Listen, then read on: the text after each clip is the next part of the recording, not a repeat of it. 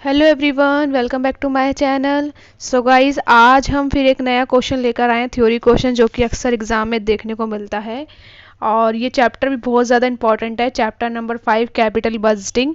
ये मैंने आपको कराया हुआ है चैप्टर, तो इससे एक थ्योरी क्वेश्चन है जो कि है what are the various techniques of capital budgeting decision explain. क्या क्या टेक्निक्स होते हैं कैपिटल बस्टिंग डिसीजन की, उनको एक्सप्लेन करना है। ठीक है, जैसे कि मैंने आपको जब लेसन कराया था तो आपको बताया था कि इसमें 5 तरीके की टेक्निक्स थी। एवरेज रेट ऑफ रिटर्न था, पे बैक पीरियड था, एनपीवी था, पीआई था और इंटरनल रेट रिटर्न था। ये सारी जो टेक्निक्स थी 5 की 5, आपको इन्हीं को ही एक्सप्लेन करना है। ठीक है, तो छोटा सा एक देखते हैं किस तरीके से हम इसको लिख सकते हैं। एक ब्रीफ इंट्रोडक्शन लेते हैं, तो स्टार्ट करते हैं लेक्चर। देखिए, सबसे पहले यहाँ लिखा हुआ है टेक्निक्स ऑफ कैपिटल बस्टिंग और मेथड, टेक्निक्स और या फिर method of evaluating the investment proposal और criteria for capital expenditure decision. देखो, जो भी कैपिटल बस्टिंग मैंने आपको बताया था यही होता है जिसमें जो भी हम पैसा लेकर आए हैं उसको इन्वेस्ट करना, तो उस इन्वेस्टमेंट मेकिंग डिसीजन ही होता है कैपिटल बस्टिंग में, हम यही करते हैं। तो कैपिटल एक्सपेंडिचर डिसीजन बोल सकते हैं इसके। इसके दो क्राइटेरिया हैं, they are two criteria for capital expenditure decision. First part है अकाउंटिंग प्रॉफिट क्राइटेरिया, सेकंड है कैश फ्लो क्राइटेरिया। ठीक है, अकाउंटिंग प्रॉफिट और कैश फ्लो क्राइटेरिया। तो इन दोनों क्राइटेरिया में देखते हैं क्या लिखा हुआ है। पहला लिखा हुआ है under accounting profit criteria, first वाले की बात कर रहे हैं, there is only one method for making capital expenditure. इसमें केवल एक ही मेथड आता है। ठीक है, किसमें, अकाउंटिंग प्रॉफिट क्राइटेरिया में, capital making expenditure decision. This method is known as average rate of return method. ठीक है, इस मेथड को हम बोलते हैं average rate of return. Next है in case of cash flows criteria. अब दूसरे वाले क्राइटेरिया की बात हो रही है। In case of cash flow criteria, cash inflows and outflows of the proposal are consider for making the capital expenditure decision. Cash inflows include cash coming in the form of a project and cash outflows include cash invested in a project. ठीक है, तो जो second वाला है cash flow criteria, उसकी बात कर रहा है कि उसमें कैपिटल एक्सपेंडिचर डिसीजन जो लिए जाते हैं उसमें हम कैश फ्लोज कैश आउटफ्लोज दोनों को ही कंसिडर करते हैं। आगे लिखा हुआ है कैश फ्लो क्राइटेरिया, मतलब सेकंड वाले की बात हो रही है। Cash flow criteria is prefer as compare, ये ज़्यादा प्रेफर किया जाता है किसके कंपेयर में, अकाउंटिंग प्रॉफिट क्राइटेरिया के कंपैरिजन में। ठीक है, अब देखो, अब आपको समझ में आ गया कि कैपिटल बस्टिंग की दो टेक्निक्स होती हैं, एक तो होती है अकाउंटिंग प्रॉफिट क्राइटेरिया, एक होता है कैश फ्लो क्राइटेरिया। तो अकाउंटिंग प्रॉफिट क्राइटेरिया जो होता है उसमें केवल एक ही मेथड आता है, average rate of return, ARR वाला मेथड। ठीक है, अकाउंटिंग प्रॉफिट क्राइटेरिया ए से है तो मेथड भी एक ही आता है, वो भी ए से ही नाम है उसका, ARR। ठीक है, आगे कह रहा था कि कैश फ्लो क्राइटेरिया जो है वो ज़्यादा प्रेफर किया जाता है क्योंकि उसमें कैश इनफ्लोज और आउटफ्लोज दोनों को कंसिडर किया जाता है। और इसके क्या रीज़न है कि इसको क्यों प्रेफर किया जाता है, तो रीजंस भी दे रखे हैं, ये इंपॉर्टेंट है। फर्स्ट है in case of cash flows criteria it is possible to consider time value of money. Consider कर सकते हैं हम टाइम वैल्यू ऑफ मनी को, इसमें ये पॉसिबल होता है। और अकाउंटिंग प्रॉफिट क्राइटेरिया के अंडर जो मेथड आता है एवरेज रेट ऑफ रिटर्न, उसके अंदर हम टाइम वैल्यू ऑफ मनी को कंसिडर नहीं करते हैं। ठीक है, पहला रीज़न तो यही कि इसमें time value of money consider किया जाता है। ठीक है, नेक्स्ट है cash flow criteria is based on cash flows rather than accounting profit. Okay, it avoids accounting uncertainties, ये अवॉइड करता है किसको, अकाउंटिंग अनसर्टेनिटीज को। ठीक है, flowing methods are including under the cash flow criteria. Cash flow criteria के अंदर जो मेथड आता है कौन कौन से, एक तो पहला मेथड है पे बैक पीरियड, हमने ये भी किया था जिसको हम पीबी बोलते हैं। ठीक है, और सेकंड में आते हैं 3 मेथड जिसके नाम है डिस्काउंटिंग कैश फ्लोज होते हैं। हाँ, डिस्काउंट के बेस पे होते हैं, याद रखिएगा। ठीक है, एग्जाम में कई बार पूछ सकता है कि डिस्काउंटिंग वाले कौन से, तो डिस्काउंटिंग वाले जो मेथड है वो 3 है, net present value method, profitability index method and internal rate of return method. ठीक है, 3 मेथड है, ये तीनों ही डिस्काउंटिंग बेस्ड मेथड होते हैं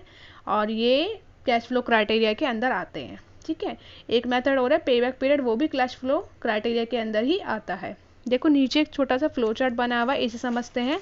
techniques of capital budgeting at a glance, एक झलक दिखाई गई है हमें टेक्निक्स की। तो लिखा हुआ है कैपिटल एक्सपेंडिचर डिसीजन होता है, उसके बारे में देखो क्या लिखा हुआ है, एक एरो बना हुआ है और यहाँ से 2 ये पॉइंट्स जा रहे हैं, एक तो है अकाउंटिंग प्रॉफिट क्राइटेरिया, दूसरा है कैश फ्लो क्राइटेरिया। सेम वही जो अभी हमने ऊपर पढ़ा। तो अकाउंटिंग प्रॉफिट क्राइटेरिया के अंदर एक ही मेथड आता है, average rate of return method, और जो दूसरा वाला है कैश फ्लो क्राइटेरिया, उसके अंदर 2 मेथड आते हैं, फर्स्ट आता है पीबी वाला मेथड और सेकंड आता है डिस्काउंटिंग बेस्ड वाले मेथड। डिस्काउंटिंग कैश फ्लोज के 3 मेथड अलग से दे रखे हैं, एनपीवी, पीआई और आईआरआर। ठीक है, नीचे देखो एक छोटा सा पॉइंट लिखा हुआ है, average rate of return method and pay back period method are also known as traditional method. तो इन दोनों मेथड को हम ट्रेडिशनल मेथड कहते हैं। ठीक है, अब देखो ये छोटा सा एक इंट्रोडक्शन था टेक्निक्स का, क्या क्या होती हैं, कैसे कैसे हैं, कहाँ इनका जो है मेन स्टार्टिंग कैसी है, किसके क्राइटेरिया के अंदर आता है, तो हमने ये सब समझ लिया। अब एग्जाम में आपको लिखना कैसे, एग्जाम में भी आपको इसी तरीके से कुछ कुछ बना बना के अपने शब्दों में लिखना है कि they are 2 criteria, 2 criteria capital budgeting decision के लिए। कैपिटल बस्टिंग डिसीजन मतलब कैपिटल एक्सपेंडिचर डिसीजन के लिए। कैपिटल पहले आप थोड़ा सा कैपिटल बस्टिंग बता देना कि क्या होता है, इसमें हम कैपिटल एक्सपेंडिचर डिसीजन लेते हैं तो इसके 2 क्राइटेरिया होता है, accounting profit criteria, cash flow criteria. Accounting profit criteria के अंदर एक मेथड आता है, कैश फ्लो के अंदर यह आता है, कैश फ्लो ज़्यादा प्रेफर किया जाता है, क्यों करा जाता है, उसके रीज़न बता देना। और उसके बाद ये छोटा सा फ्लो चार्ट जो बना है ये भी आप बता देना, फिर एक एक को उठा के एक्सप्लेन कर देना थोड़ा थोड़ा, जैसे कि ARR मेथड में थोड़ा एक्सप्लेन कर देना, फॉर्मूला भी लिख सकते हो। सेकंड में पीबी को थोड़ा एक्सप्लेन करना, फॉर्मूला लिख सकते हो। थर्ड में तीनों है, एनपीवी, पीआई और आईआरआर, आपको तीनों को डिफाइन करना है, मतलब छोटा छोटा डिफाइन करना है, ये नहीं भर भर के पेज आप लिखाओ, ऐसा नहीं करना है, थोड़ा थोड़ा डिफाइन करना, फॉर्मूला लिख दीजिएगा। अगर आपने लेसन जिसने अच्छे से करा हुआ उसको आसानी से समझ आ जाएगा, फॉर्मूला भी आपको लर्न रहेगा, तो आपको एक्स्ट्रा एफर्ट्स करने की ज़रूरत नहीं है, आपको बस समझ में आना चाहिए। ठीक है, और ये चैप्टर मैं करा चुकी हूँ, तो जिसको ही क्लियर है अच्छे से वो तो आसानी से कराएगा। ठीक है, फिर मैं आपकी हेल्प के लिए बताती हूँ कि AR मेथड में आप क्या लिख सकते हैं। जैसे आप लिख सकते हो ये ट्रेडिशनल मेथड है, अभी आपको पता चला, ये अकाउंटिंग प्रॉफिट क्राइटेरिया के अंदर आता है, ये लिख सकते हो आप, इसका फॉर्मूला लिख सकते हो। ठीक है, पीबी जो मेथड होता है वो क्या होता है, पीबी मेथड में हम अक्सर ये देखते हैं कि जो भी पैसा हमने इन्वेस्ट किया वो कब हमें रिटर्न बैक कर जाएगा। जैसे कि सपोज़ हमने कहीं पर इन्वेस्टमेंट की है 1 लाख रुपये की और उस पर हमें रिटर्न सपोज 20,000 मिल रहा है, तो जो हमें 20,000 मिल रहा है वो कब, कितने टाइम पीरियड में हमारा 1 लाख बन जाएगा, मतलब हमने जो 1 लाख पैसा लगाया है वो हमें कब तक रिटर्न हो जाएगा। जैसे 20 × 5 ये 5 ईयर्स में लगभग हमें 1 लाख रुपया हमारा लगाया हुआ मिल जाएगा। ठीक है, पे बैक पीरियड में ये आता है, हम ये लिख सकते हैं। इसको कैसे लिखेंगे, इसके लिए हम छोटी सी डिफाइन है कि ये ले सकते हैं नंबर ऑफ़ ईयर्स, क्योंकि हमें ये कैलकुलेट करके देता है number of years require for the proposal to cumulative cash inflows to be equal to its cash outflows. तो हम इस बात को लिख सकते हैं, सिंपल शब्दों में ये है। बाकी जो बुक में लिखा हुआ है मैं वो भी एक बार रीड कर देती हूँ, आप इसको भी लिख सकते हैं। द पे बैक पीरियड यानी कि पीबी जो मेथड है is the simplest and perhaps the most widely employed traditional method for appraising capital investment decision. This method calculates the number of years required to pay back the original investment. Pay back कर सके original investment को कितने number of years require है, ये calculate करने में काम आता है जो हमने investment किए project में। In the other words, payback period is a period which is required to recover the original investment in a project.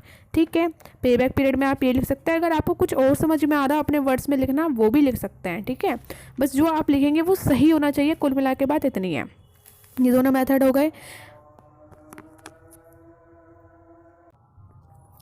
आगे देखिए, आगे एक और नया मेथड है एनपीवी, जिसको हम नेट प्रेजेंट वैल्यू मेथड कहते हैं। तो इसके बारे में देखिए आप लिख सकते हैं। देखो गाइस, हमने ये सब ना करा हुआ है, तो मुझे नहीं लगता ये ज़्यादा एक्सप्लेन करने की ज़रूरत है, लेकिन फिर भी जो लोग नए हैं तो उनको मैं एक्सप्लेन कर देती हूँ, और प्लस में थोड़ा सा आपका भी रिविज़न हो ही जाएगा और आप इसे अपने शब्दों में लिख सकते हैं। ठीक है, जैसे हमने एनपीवी में क्या किया था, हम उसमें प्रेजेंट वैल्यू निकालते थे, इनफ्लोज़ की और आउटफ्लोज़ की दोनों को माइनस करते थे। पॉजिटिव आता तो हम उसको मतलब डिसीजन मेकिंग करते थे, अदरवाइज नहीं करते थे, इस तरीके से तो था। तो वही सब आपको लिख देना। देखो मैं रीड करती हूँ। Net present value method is one of the discounted cash flow techniques. हाँ, डिस्काउंटिंग कैश फ्लोज में हम चेक करते थे। Under this method present value of cash outflows and inflows is calculated and the present value of cash outflows is subtracted from the present value of cash inflows. वही same बात लिखी हुई है। This difference is called net present value NPV. इसका formula लिख सकते हो, NPV is equal to present value of inflow minus present value of outflow. ठीक है, इस तरीके से कर सकते हो। नेक्स्ट इसके बाद आता है हमारे पास में पीआई मेथड। पीआई मेथड भी सेम ऐसे ही होता है, बस इसमें हम माइनस नहीं करते, डिवाइड करते हैं। ठीक है, तो आप इसको लिख सकते हो आसानी से। इसमें हमें डिवाइड करना होता है, हम माइनस नहीं करते थे। Second method of evaluating a project through a discounting cash flows is a profitability index method. This is a method is called the benefit cost ratio. Yes, आप इस बात को अलग से लिख सकते हो कि PI मेथड को बेनिफिट कोस्ट रेशियो मेथड भी कहते हैं, ठीक है। एक पॉइंट आपको अलग से मिल गया। और this method similar to the NPV approach, ऐसे लिख सकते हो। और आप ये लिख सकते हो कि इट मेजर द PV यानी कि प्रेजेंट वैल्यू ऑफ रिटर्न्स पर रुपी इन्वेस्टेड। पर रुपी के अकॉर्डिंग हम काउंट करते हैं, जैसे लेस देन 1 आता था, मोर देन 1, इक्वल टू 1, है ना। तो इस तरीके से हम काउंट करते हैं, आप इस बात को लिख सकते हैं, ठीक है। इसमें हमें सिंपल डिवाइड करना और कुछ भी नहीं करना, ठीक है। मेजर फिर भी मैं पढ़ देती हूँ। Major drawback of the NPV method was that is does not give such satisfactory result by elevating the project evaluating the projects requiring different initial investment. PI method provide a solution to this problem. देखो main बात क्या लिखी हुई है। This is a method to similar to NPV approach. NPV approach से similar method है। It measure the present value of return per rupee invested. A major drawback of NPV method was that it does not give satisfactory result. जो NPV method का drawback है वो ये है कि उसमें सेटिस्फैक्टरी रिजल्ट नहीं मिलता है। तो while evaluating the projects requiring different initial investment, जब हम different initial investment करते हैं तब PI method provide a solution to this problem। तो PI method जो होता है इसका solution provide करता है। जैसे कभी कभी होता है हम different initial investment जो है लगाते हैं, ठीक है। Hence माने इसलिए the NPV method is considered good when the initial investment in various project is same। जब हम बहुत सारे प्रोजेक्ट में इन्वेस्टमेंट कर रहे हैं लेकिन जो इनिशियल इन्वेस्टमेंट है वो सेम है तो NPV method is good। But अगर वो डिफरेंट है then we have to go for PI method. PI method को बेनिफिट कोस्ट रेशियो भी कहते हैं। ये बिल्कुल NPV की तरह ही इसकी अप्रोच है, सिमिलर है, लेकिन इसमें फ़र्क ये है जब हम कभी इन्वेस्टमेंट करते हैं, इनिशियल इन्वेस्टमेंट अगर हमारी सेम नहीं होती है तो फिर हम PI मेथड को अडॉप्ट कर सकते हैं, ठीक है। मेन बात देखो ये थी, various PI method is adopted when the initial cost of different projects are different, ठीक है। इसका फॉर्मूला लिख देंगे, बस हो जाएगा। अगला है सबसे ज़्यादा इम्पॉर्टेंट जो है वो महान, जिसको हम कहते हैं सभी मेथड का मेथड, वो है इंटरनल रेट ऑफ रिटर्न, ठीक है। ये एक नया मेथड है, ठीक है। ये मतलब अलग मेथड है बाकी सबसे। इसके बारे में मैं कुछ पढ़ देती हूँ। देखो, another method of evaluating the capital investment decision through the discounting cash flow is IRR method. IRR method is also known as time adjusted rate of return method, marginal efficiency of capital, marginal productivity of capital and yield on investment, ठीक है। Like NPV method और IRR method also takes into consideration the time value of money. Yes, time value of money consider करते हैं ये लोग by discounting cash flows. However, the basis of discounting factor is quite different in a both method. दोनों तरीके के जो हम निकालते हैं उनमें थोड़ा फ़र्क है। In a case of NPV method, NPV हम क्या करते हैं, the discount rate is required a minimum rate of return and it is a predetermined rate. Hence, जबकि cash inflows and outflows are not considered by determining this required rate of return. On the other hand, IRR is the based on internal facts of proposal, ठीक है। Internal facts of proposal पे based होता है। It is determined entirely by the cash inflows and cash outflows of a project. Hence IRR is usually the rate of return that the project earns. It this therefore called internal rate of return. ये internal facts पे based होता है तो इसलिए हम internal rate of return कहते हैं इसे। IRR जो मेथड है is a discount rate at which present value of cash inflows is equal to the present value of cash outflows. In the other words, it is a rate at which NPV of a project is 0, ठीक है। ये main point है, इसलिए मैंने कहा ये important है, ये आपको अच्छे से एक्सप्लेन करके लिखना है और मुझे यकीन है आप कर लेंगे, समझ में आपको आया होगा, इजी है। ये IR मेथड में हम 5 तरीके से कैलकुलेट करते थे, मतलब 5 स्टेप्स होते थे। फेक पे बैक पीरियड निकालते थे, इस तरीके से हम इसको कैलकुलेट करते थे। इसने अगर मिस किया है वो आप वीडियो एक बार देख लेना, IRR का इंपॉर्टेंट है। और इसके बारे में आप ये सारी बातें लिख सकते हो कि जो रेट एट विच इसमें NPV 0 होता है वो हमारा IRR रेट कहलाता है, इंटरनल फैक्ट से बेस्ड होता है। ये सिमिलर होता है NPV और NPV जैसा ही, लेकिन ये ज़्यादा अप्रोप्रिएट माना जाता है और ये डिस्काउंटिंग को कंसिडर करता है, टाइम वैल्यू ऑफ मनी को कंसिडर करता है। इसका जो नाम है IRR का, इसको हम time adjusted rate of return भी कहते हैं। इसके अंदर marginal efficiency of capital, marginal productivity of capital and yield on investment होता है। ये सब सारी बातें आप बना के लिख सकते हैं, ठीक है।